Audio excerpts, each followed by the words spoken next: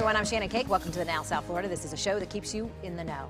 Today, the community is showing its support for those victims, their families, and the church as a whole. Dozens of families continue to mourn at this hour after that deadly van crash that killed 8 people and injured 10 others. Meanwhile, investigators continue looking into the crash to try to find out how all of this happened in the first place.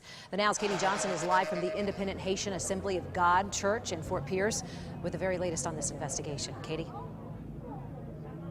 Well, right now, dozens of people are seeking comfort here at the church. Some of the families of the victims are actually inside here. Meanwhile, investigators with the NTSB and FHP are continuing to look into this crash and try to find out exactly what went wrong to lead up to it. I spoke to an investigator from NTSB today who says it may be weeks until we get any preliminary information on this crash, and it could be a year before we find out exactly what happened. Here are some of the factors investigators are looking into. What's the crash worthiness of the van? Meaning, how well could it withstand an incident like this one? Did the driver have any medical conditions that could have led up to this crash? Maybe he was too tired to be driving at that hour. Were people wearing seat belts? And investigators will also be looking into the experience of the driver, his name Valsaint Marseille. According to the pastor's daughter here, he had plenty of experience behind the wheel.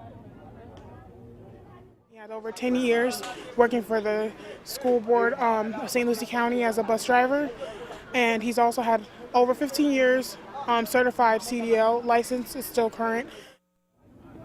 Now, the pastor's daughter also tells us that the driver's been working here with the church for nearly 3 decades, driving that van and a 44-passenger bus that belongs to the church here. As we reported yesterday, we looked into his driving history and found no major violations. Live in Fort Pierce, Katie Johnson for the Now South Florida.